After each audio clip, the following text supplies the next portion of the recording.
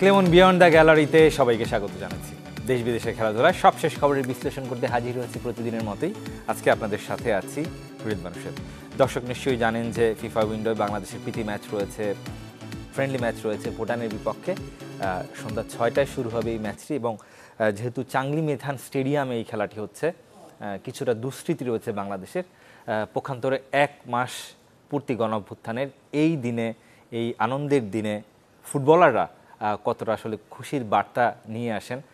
অনূর্ধ্ব 20 দল সাফ জিতেছে, বাংলাদেশ ক্রিকেট দল তারা পাকিস্তানের মাটিতে তাদের হারিয়েছে। তো আজকের দিনে সেই দিনটাকে স্মরণীয় করে রাখতে পারি কিনা সেই বিষয়টি নিয়ে আমরা আলোচনা করব।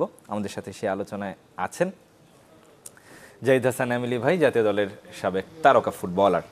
এমিলি ভাই, কি মনে হচ্ছে বাংলাদেশ দল 3 মাস, অলমোস্ট 3 মাস তারা খেলার মধ্যে ছিল না এবং আরও কিছু প্রতিবন্ধকতা রয়েছে, যেমন ফিটনেসের একটা ঘাটতি তাদের রয়েছে, পাশাপাশি সেই যেহেতু সমুদ্রপৃষ্ঠ থেকে উচ্চতা অনেক বেশি চাঁদিন স্টেডিয়ামের, সেখানে খেলতে কিছুটা হলেও বেগ পেতে হয়। আমরা শুরুর দিকে দেখেছি অনুশীলনে শ্বাস প্রশ্বাসজনিত ঝামেলা হয়েছে ফুটবলারদের।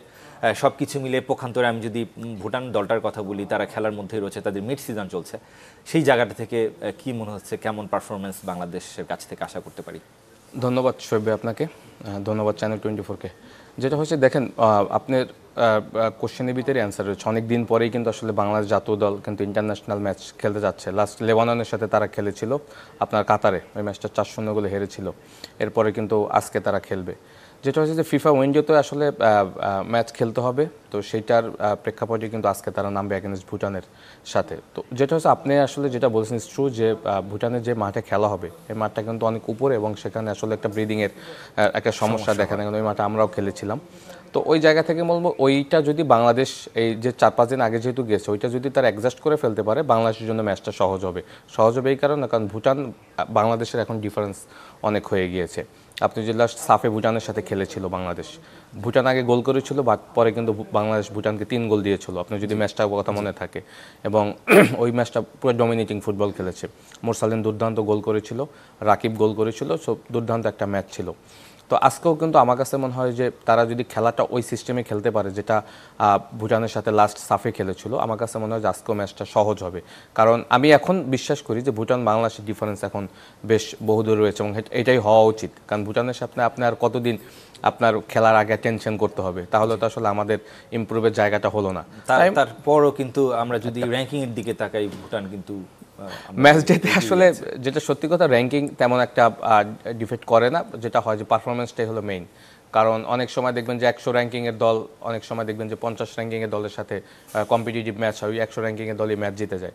তো যেটা হয় যে এটা ইজ ডিপেন্ড অন মেন্টালিটি, মানসিকতাটা আসলে আপনি কত পরিবর্তন হলেন। কারণ এখনও যদি ভুটানের সাথে ম্যাচ খেলার আগে আপনাকে টেনশন করতে হয় বা ম্যাচ জিতবেন বা ড্র করবেন বা হারবেন, তখন আমি বলবো যে আমাদের তো আসলে তাহলে ইমপ্রুভ কিছুই হলো না। বাট আমি যেটা এই দলটার উপরে আমার যে বিশ্বাসটা আছে, তারা হয়তো আজকে আমার কাছে মনে হয় যে তাদের বেস্ট ফুটবলটা খেলবে এবং শুরু থেকেই ডমিনেট করবে। যেটা হয় যে ওই ধরনের ম্যাচে যদি আপনি তাদেরকে কন্ট্রোল করতে দেন, তখন ম্যাচটা ডিফিকাল্ট হবে। আর আপনি যদি শুরু থেকে ডমিনেট করতে পারেন, আমার কাছে মনে হয় ম্যাচটা জেতার চান্স থাকবে। এবং যে স্কোয়াড নিয়ে গেছে, ইটস ট্রু যে অনেকদিন পর ইন্টারন্যাশনাল ম্যাচ খেলছে, তেমন কোনো ফ্রেন্ডলি গেম খেলতে পারেন এখানে। ওইখানে হয়তো একটা সবচেয়ে বড় কথা যে দীর্ঘদিন খেলার একটা বিরতি রয়েছে, তারা খেলার মধ্যেও নেই, পেশাদার লিগও কিন্তু এই মুহূর্তে নেই। হ্যাঁ, বসুন্ধরার প্লেয়াররা তারা প্র্যাকটিসে ছিল, বাট বাদবাকি যারা 13-14 জন ছিল তারা কিন্তু মাত্র 4-5 দিন ট্রেনিং সেশন করেছে। তো ওইটা হয়তো একটা ফিটনেসের একটা সমস্যা হয়তো দিতে পারে। বাট তারপর আমি বলবো যে অ্যাগেনস্ট ভুটান তখন আপনার মানসিকতাটা আমার কাছে মনে হয় মাঠে সব থেকে বেশি তাদের প্রভাবটা ফেলা উচিত। কারণ আপনি যদি মেন্টালি চিন্তা করেন যে ভুটানকে আজকে আমরা ডমিনেট করবো এবং হারাবো, তখন আসলে ম্যাচটা ইজি হবে। কারণ যেহেতু দলে কিন্তু আপনি জানেন এখন কিছু ম্যাচ উইনিং প্লেয়ার আছে। যদি রাকিবের কথা বলি, মোরসালিনের কথা বলি, ফাহিম দুর্দান্ত খেলে, পিছন থেকে মিডফিল্ডে যদি 2 সোহেল রানা স্টার্ট করে, সাথে যদি জামাল, আমি জানি না কাকে স্টার্ট করবে কোচ। সামনের প্লেয়ারগুলি কিন্তু আসলে আমার মনে হয় যে তারা গোল করার একটা যে তাদের ভিতরে তাড়না রয়েছে, সেইটা কিন্তু তারা সাব ফুটবলের পরে থেকে দেখিয়েছে।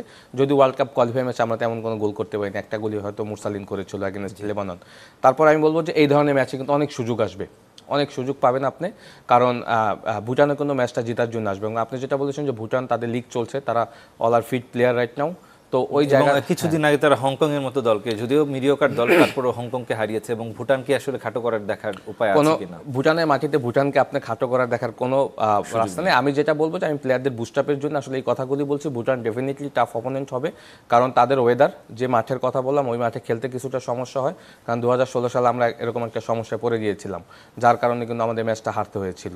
এবং আমি বলবো যে আজকে বাংলাদেশ যেহেতু 4-5 দিন আগে গেছে, আমার কাছে মনে হয় যে তারা ওয়েদারের সাথে সেই অ্যাডজাস্টটা করে ফেলেছে, এবং ওই মাঠেও কিন্তু তারা কয়েকটা ট্রেনিং সেশন করেছে। তো সেই জায়গা থেকে আমি বলবো যে স্কোয়াড যেহেতু বেশ ভালো রয়েছে, যদিও আমি বলবো যে সেন্টার ব্যাকে হয়তো তপুর সাথে তারেক কাজী নেই, তারেক কাজীর একটা ইনজুরি রয়েছে, সেইখানে হয়তো কোচ কাকে খেলাবে সেটাও একটা কনসার্নের ব্যাপার।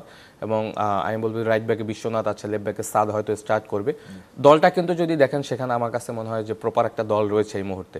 তো এখন মেইন কাজটা হবে প্লেয়ারদের, এবং যেটা হয় যে আমাদের খেলার উদ্দেশ্য কিন্তু র্যাঙ্কিং সামনের দিকে নিয়ে যাওয়া, এবং এশিয়ান কাপ কোয়ালিফাইকে আপনি জানে সেটা একটা প্রস্তুতি মঞ্চ, এবং ওখানে আপনি যদি র্যাঙ্কিং উপরে চলে যান তখন কিন্তু আপনার একটু সহজ প্রতিপক্ষ আপনি পেতে পারেন। তো এটা মাথায় রেখে কিন্তু দুইটা ম্যাচ আমাদেরকে খেলবে, আজকে একটা এবং 8 তারিখে একটা। তো সেই জায়গা থেকে আমি বলবো যে আমাদের বেশ ভালো সুযোগ রয়েছে, প্লেয়ারদের মানসিকতা পরিচয় দিতে হবে আজকে। জি, 8 বছর পরে আগে একটু ফিরে যেতে চাই। বাংলাদেশ 14 ম্যাচের একটিতেই হেরেছিল ভুটানের বিপক্ষে, এবং সেই ম্যাচটায় আপনিও ছিলেন। সেই দুঃস্মৃতিটা নিশ্চয়ই আপনাকে তাড়া করে বেড়ায়, এবং সেই ম্যাচের থেকে শিক্ষাটা বাংলাদেশ দল কিভাবে নিতে পারে ভুটানের বিপক্ষে 3-0 গোলে নিশ্চয়ই আমার যতটুকু মনে পড়ে, এবং স্পেশালি চেনচো গেলসনের কথা বলতেই হবে। একাই একেবারে ম্যাচের গতি প্রকৃতি পরিবর্তন করে দিয়েছিলেন, এবং এই ম্যাচেও চেনচো খেলছেন। দেখেন ওই ম্যাচটার তখন আমরা 2টা ম্যাচ খেলেছিলাম। আমরা হোমে একটা ম্যাচ খেলেছিলাম, অ্যাওয়েতে তার কয়েকদিন পরে একটা ম্যাচ খেলেছিলাম। 3-1 ম্যাচটা আমরা হেরেছিলাম ওখানে 3-1 গোলে। তো যেটা হয়েছে যে আমাদের আসলে ভুলটা এখানেই হয়েছে, কারণ আমরা দেশের মাটিতে যখন ম্যাচটা খেলি তখনই আমরা গোললেস ড্র করেছিলাম। ওই ম্যাচটাতে আবার আমরা ছিলাম না, তখন কোচ ছিল টম সেন্টফিল্ড। সে যেটা করেছে, সে 2টা ম্যাচের জন্য আলাদা আলাদা স্কোয়াড করে ফেলেছে। আপনার ম্যাচের আগের দিন ওই ম্যাচের মানে ভুটানে আমরা যে হোম ম্যাচটা খেলাম, আগের দিন সে আমাদের অনেক প্লেয়ারকে বাদ দিয়ে দিয়েছে, আমাদেরকে রাখেনি। আমাদেরকে না রেখে নতুন একটা দল দিয়ে সে ম্যাচটা স্টার্ট করেছে, যারা কিনা এখানে ম্যাচটা ড্র করছে। আপনি জানেন হোম অ্যান্ড অ্যাওয়ে ম্যাচে কিন্তু 2 রকমের 2টা প্যাটার্ন থাকে। আপনি যদি হোমে অ্যাডভান্টেজ নিতে পারেন, আপনি অ্যাওয়ে ম্যাচে গিয়ে কিন্তু কিছু ভিন্ন কৌশলে খেলে কিন্তু আপনি ম্যাচটা নিজে নিতে পারেন। আমরা এখানেই আসলে শুরুটা করেছি খুব খারাপ, কারণ এখানে আমরা ওই ম্যাচে আমি ম্যাচটা গ্যালারিতে বসে দেখেছি, প্রচুর সুযোগ পেয়েছিলাম আমরা, বৃষ্টি ছিল ম্যাচটাতে, অনেক সুযোগ পেয়েছি, আমরা ম্যাচটা জিততে পারিনি। যার কারণে কিন্তু যখন অ্যাওয়ে ম্যাচে গিয়েছি আমরা ভুটানে গিয়ে ম্যাচটা হেরে গেছি, এবং ওখানে গিয়েও আসলে আমি বলবো যে কোচের কিছু রদবদল, কিছু কৌশলের কারণে আমাদেরকে ম্যাচটা হারতে হয়েছে। কারণ ওখানে গিয়েও আমরা যারা স্টার্টিং 11-এ রেগুলার খেলতাম, আমাদেরকে না নামিয়ে আমাদেরকে সেকেন্ড হাফে একদম শেষের দিকে যখন 3 গোল কনসিড করি তখন আমাদেরকে নামায়। আমি ছিলাম, এনামুল ভাই ছিল স্ট্রাইকার। তো যেটা হয় যে অনেক সময় কোচের বেশি স্ট্র্যাটেজির কারণে, বেশি শাফলিংয়ের কারণে আসলে ওই ম্যাচ 2টা পরীক্ষা নিরীক্ষা হয়ে গিয়েছিল, যার কারণে আসলে ম্যাচটা হারতে হয়েছে। এবং আমরা ভুটানকে সত্যি কথা বলতে হোম ম্যাচে যখন আমরা ড্র করি, অ্যাওয়ে ম্যাচে আসলে আমরা বেশি সিরিয়াস হয়ে গিয়েছিলাম, আমরা আমাদের খেলার বাইরে থেকে বেশি ওভার এক্সাইটেড ছিলাম, যার কারণে আসলে আমরা পারফরমেন্স করতে পারিনি সেটা সত্যিকার। যার কারণে কিন্তু আপনি জানেন আমাদের ইন্টারন্যাশনাল ম্যাচ থেকে কিন্তু অনেক দিন ব্রেক ছিল। তো যেটা হয় যে ওই সময়টা আর এই সময়টা এখন ডিফারেন্স, কারণ এখন আমি তো কারণগুলি বললাম, ওই তখন ম্যাচগুলি হারার এটাই আসলে মেইন কারণ ছিল। আদারওয়াইজ ভুটানের সাথে আমরা হারার মতো দল ছিলাম না, আমাদের যথেষ্ট স্ট্রং ডেপথ ছিল স্কোয়াডের, বাট ওই ভুলগুলির কারণেই ম্যাচগুলি হারতে হচ্ছে। বাট এখন যেটা হয়েছে যে আমি বলবো যে ওই স্মৃতি আসলে বাংলাদেশ এখন আর ফেরাতে চায় না। তারপরে যতগুলি ম্যাচই ভুটানের সাথে হয়েছে সব বাংলাদেশ জিতেছে। তো আমি বলবো যে আজকে আমার প্লেয়ারদের কাছে রিকোয়েস্ট থাকবে যে তারা যেন আসলে তাদের বেস্ট ফুটবলটা খেলে, কারণ ফুটবল লাস্ট আপনি জানেন আন্ডার-20 সাব ফুটবল চ্যাম্পিয়ন হয়ে আসছে। ফুটবলের একটা ভালো যদি আপনি চিন্তা করেন, এই ম্যাচ 2টা কিন্তু খুব ইম্পর্টেন্ট। তো প্লেয়াররা যদি ওইটা রিয়েলাইজ করে, আমি মনে করি যে ভুটানের সাথে ম্যাচ জিততে পারবে। জি, আপনি বলছিলেন যে আমাদের সবসময় একটা আক্ষেপের নাম হয়ে থাকে যে আমাদের স্কোরিংয়ের দক্ষতার অভাব, কিংবা আমরা ফিনিশিংটা সেভাবে দিতে পারি না। সেই জায়গাটা থেকে রাকিব এবং মুরসালিন যে 2 ফুটবলার আছেন, তাদের কাছ থেকে প্রত্যাশাটা আপনি কেমন করে থাকেন, এবং আলটিমেটলি এই 2 ফুটবলার বাংলাদেশের যে স্কোরিংয়ের প্রবলেমটা কিছুটা হলেও মেটাতে সক্ষম হচ্ছে বলে আপনার মনে হয় কিনা? তা তো অবশ্যই। লাস্ট যদি আপনি ইন্টারন্যাশনাল যে ম্যাচগুলো আছে তার ম্যাক্সিমাম গোলগুলি কিন্তু তারাই দুজনেই করেছে।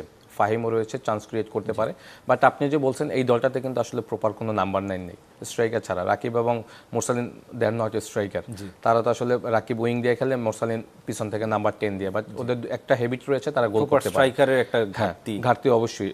এটা আপনি সাময়িক হয়তো কিছুদিনের জন্য আপনি হয়তো এটাকে মুরসালিন এবং রাকিবকে দিয়ে সামলাতে পারবেন, বাট আপনাকে লং টার্মের জন্য কিন্তু আপনাকে একটা দলের 3-4জন স্ট্রাইকার লাগবেই এবং কোয়ালিটি স্ট্রাইকার লাগবে। তো সেই জায়গায় আপনি দেখবেন এই স্কোয়াডের ভিতরে স্ট্রাইকারই আমি আসলে দেখি না যারা আসলে এই দলকে সার্ভিস দেবে। তো সেখানে কিন্তু কোচকে আসলে একটা সিস্টেমটাই চেঞ্জ করতে হয়েছে। আপনি জানেন খেলার সিস্টেমটাই চেঞ্জ হয়, তার 4-2-3-1 খেলে 4-3-3 খেলে। মোরসালিন, রাকিব এবং ফাহিমকে সামনে রেখে পিছনে হয়তো সোহেল বা জামাল খেলবে, আমি জানি না। বাট তাদের 3জনের উপরে কিন্তু আসলে গোল করার মেইন দায়িত্বটা থাকে। আর দেখেন যেটা হয় যে আমাদের ভুটানের সাথে তো আমরা সুযোগ পাবো অনেক। তো আপনি যখন রাইট ফ্ল্যাঙ্ক থেকে রাকিব আসলে বল নিয়ে রাইট ফ্ল্যাঙ্ক থেকে যাবে, তখন আসলে আপনি স্ট্রাইকার কে যাবে? মুরসালিন এবং ফাহিম, তারা তো আসলে স্ট্রাইকার না।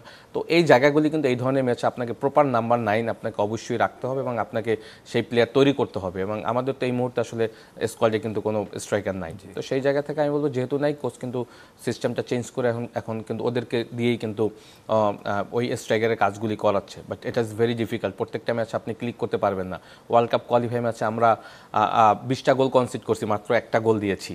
এটা তো ওই স্ট্রাইকার না থাকার কারণে, কারণ যারা গোল তৈরি করে দিবে। এবং আমাদের সাম্প্রতিক পারফরমেন্স আমরা লাস্ট 5টা ম্যাচ ধরে কিন্তু আমরা এখনো পর্যন্ত জয়ের মুখ দেখিনি জাতীয় দলের কথা বলা। কারণ যদিও আমি বলবো যে জয়ের মুখ দেখিনি, কারণ আমরা ওয়ার্ল্ড কাপ কোয়ালিফাই ম্যাচগুলি বেশি খেলেছি, ওখানেই আমাদের ছিল। বাট যদিও আমি বলবো যে হোমের ম্যাচগুলি আমরা বেশ ভালোই করেছি। অস্ট্রেলিয়ার সাথেও আমরা বেশ ভালো খেলেছি। তারপরে আপনার লেবাননের সাথে ম্যাচটা আমরা জিততে পারতাম, ম্যাচটা আমি মাঠে থেকেই দেখেছি, সেখানে আমরা জেতার মতো ম্যাচই খেলেছি।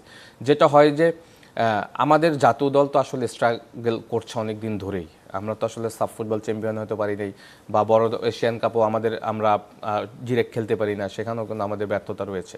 বাট যেটা হয় যে আমরা এইগুলি নিয়ে আমাদের তো আসলে প্ল্যানিংটা অনেক স্ট্রংলি যদি আগে থেকে করতাম, আমরা হয়তো এখন ডিরেক্ট এশিয়ান কাপ খেলতাম, সাব ফুটবলে আমরা রেগুলার ফাইনাল খেলতাম, এরকম একটা অবস্থা হতো। তো ওই জায়গাগুলিতে আমাদের অ্যাবসেন্স রয়েছে। দেখেন যেটা হয় যে আমাদের আন্ডার-20 সাব ফুটবল চ্যাম্পিয়নে আসছে, ওখানে কিন্তু অনেক ট্যালেন্ট প্লেয়ার আছে। স্পেশালি আপনি যদি সামনে 3জন প্লেয়ারের কথা বলেন, রাহুল, মিরাজ এবং পিয়াস, যে 3টা ছেলে রয়েছে, তারা কিন্তু দুর্দান্ত খেলছে এই টুর্নামেন্টে। মিরাজের কথা আলাদা বলতে হবে। তো মিরাজকে কিন্তু আপনাকে প্রোটেক্ট করতে হবে। এই মিরাজদের মতো বহুত প্লেয়ার কিন্তু আপনার আমাদের দেশে আসছে, বাট পরবর্তী সময় কিন্তু দেশকে সার্ভিস দিতে পারেনি। এটার অন্যতম একটা কারণ হলো ক্লাব ফুটবল। আপনি দেখবেন আমরা তো জাতীয় দলে কয়টা ম্যাচ খেলি একটা সিজন, অল্প কিছু ম্যাচ, বাট ম্যাক্সিমাম সময় কিন্তু আমরা ক্লাবে খেলি। তো ক্লাবে যদি সে রেগুলার না খেলতে পারে, তখন কিন্তু এক বড় একটা ইম্প্যাক্ট কিন্তু জাতীয় দলে পড়ে। সো আমাদের এই প্ল্যানগুলিতে আমি মনে করি যে আমাদের অনেক সমস্যা রয়েছে। এক্সিকিউশনের একটা দারুণ ব্যাপার রয়েছে। আমাদের সাথে একজন দর্শক রয়েছেন। দর্শক নাম পরিচয় জানিয়ে আপনার মতামত কিংবা প্রশ্ন করবেন। আসসালামু আলাইকুম। ওয়ালাইকুম আসসালাম। হ্যাঁ, পিরোজপুর থেকে মোহাম্মদ রিপন বলছি, পিরোজপুর। জি রিপন বলুন। হ্যাঁ ভাই, আজকে তো আমাদের খেলা 6টায়। আজকের এই খেলাটা কি আমাকে কোনো চ্যানেল সরাসরি প্রচার করবে? সরাসরি দেখাবে কি না আপনার এই প্রশ্নটি খুব সম্ভবত, আমি যতদূর জানি যে খেলাটি দেখাবে। যেই স্পোর্টস চ্যানেলগুলো রয়েছে, টি স্পোর্টস কিংবা অন্যান্য যারা চ্যানেলগুলো রয়েছে, নিশ্চয়ই সেদিকে নজর রাখতে পারেন। কিংবা যদি নাও দেখায়, তারপরে ইউটিউবে তো অবশ্যই প্রভাব কি কিছুটা হলেও ক্রীড়াঙ্গনে পড়েছে বলে আপনার মনে হয় কিনা, অন্তত এই বিজয়গুলো দেখে, এই পাকিস্তানকে হারানো কিংবা অনূর্ধ্ব 20 সাফ জয় করা যে দলের অবস্থান? না, এটা তো আসলে যারা ম্যাচগুলি জিতেছে তাদের কথাই কিন্তু আসলে এই ধরনের এই কাজগুলি প্রমাণ মিলছে।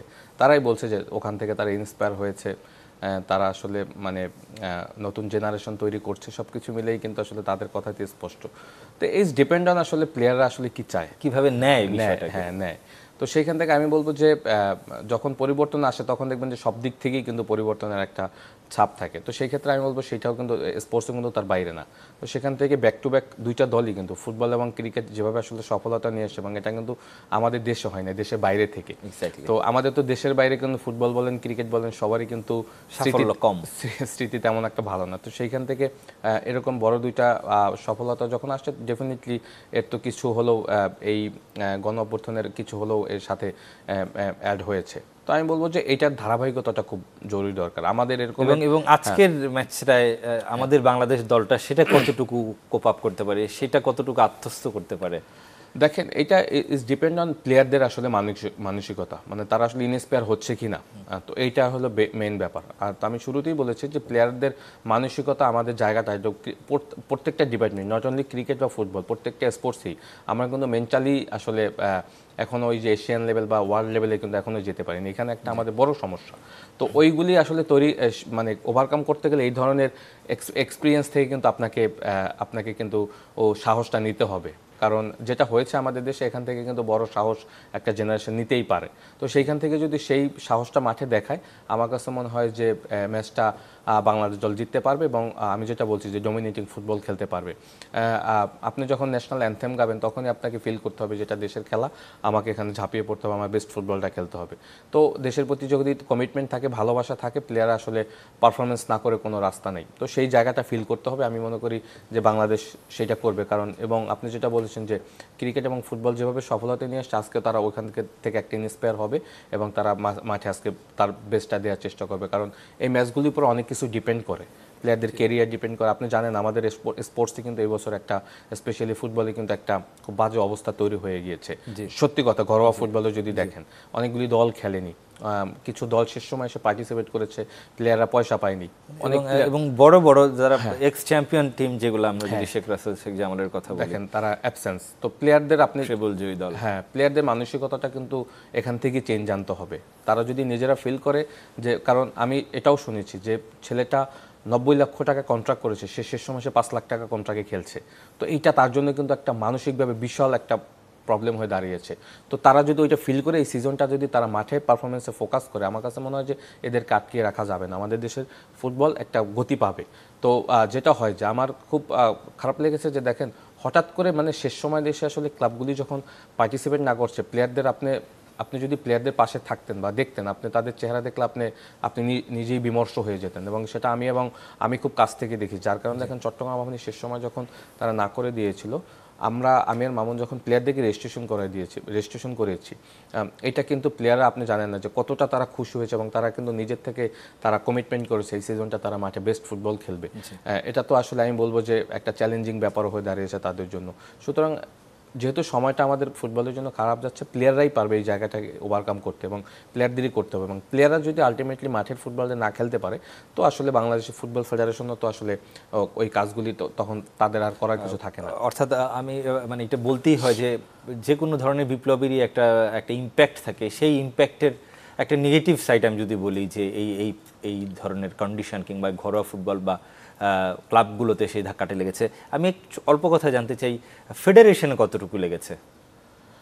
না, তা তো অবশ্যই লেগেছে। ফেডারেশনে তো দেখেছেন যে এখন প্রত্যেকটা সালাম মুর্শিদিকে আমরা দেখেছি পদত্যাগ করতে, এর বাইরে খুব বেশি পরিবর্তন কি আপনি লক্ষ্য করেছেন কিনা? না, দেখেন প্রত্যেকটা ফেডারেশনই কিন্তু এখন আস্তে আস্তে পরিবর্তন হচ্ছে, বাট সেইটা তো নিয়ম একটা রয়েছে, আপনার একটা গঠনতন্ত্র রয়েছে। স্পেশালি ফুটবলটা কিন্তু ডিফারেন্স, আপনি ফুটবলটা চাইলেই আপনি এখান থেকে সবাইকে সরিয়ে দিতে পারবেন না যদি তারা নিজেরা না সরে যায়, যেহেতু ফিফার একেবারে সরাসরি একটা হস্তক্ষেপ ইনভলভমেন্ট রয়েছে, যদি তারা নিজেরা সরে না যায়। এবং আপনি যেটা বলেছেন যে সালাম মুর্শিদ দলে যে এখান থেকে চলে গিয়েছে, আরও অনেকের যাওয়া উচিত ছিল আমি মনে করি। কারণ আমরা সবসময় একটা কথা বলি যে আমাদের স্পোর্টস রাজনীতির বাইরে থেকে স্পোর্টসটাকে চালানো উচিত, সেটা তো আমরা আসলে কখনোই করতে পারি কোনো সেক্টরে আমরা স্পোর্টসে দেখি না। এবং যার একটা বড় ইম্প্যাক্ট কিন্তু এই সময় এসে পড়েছে, বিশাল ক্রাইসিস হয়েছে কিন্তু স্পোর্টস আপনি দেখেন, স্পেশালি আমাদের ফুটবলে। হ্যাঁ, অনেকগুলি ক্লাব খেলেনি, প্লেয়াররা সাফারার হচ্ছে। তো এইগুলি আসলে হওয়া উচিত না, এগুলি যতদিন পর্যন্ত আপনি এইভাবে চলতে থাকবে, আপনি যত কথা বলি আমাদের স্পোর্টস কখনো ডেভেলপ হবে না, এভাবেই চলতে থাকবে, আমরা শুধু কথাটাই বলবো। সুতরাং ওইগুলি আমি মনে করি যে এখন যারা স্পোর্টস মিনিস্ট্রিতে রয়েছে, হি ইজ ভেরি ইয়ং, আমার কাছে মনে হয় যে তারা আসলে এই দিকগুলি প্রপার হ্যান্ডেল করবে এবং আমাদের স্পোর্টসকে আসলে রাজনীতি অবশ্যই। এবং যে হাওয়াটা, যে পরিবর্তনের যে হাওয়াটা লেগেছে, সেটা ক্রীড়াঙ্গনে একটা ইতিবাচকভাবে সাড়া ফেলবে, সেই প্রত্যাশা রেখে শেষ করতে হচ্ছে ক্লেমন বিয়ন্ড দ্য গ্যালারি। ভালো থাকবেন, সুস্থ থাকবেন সবাই।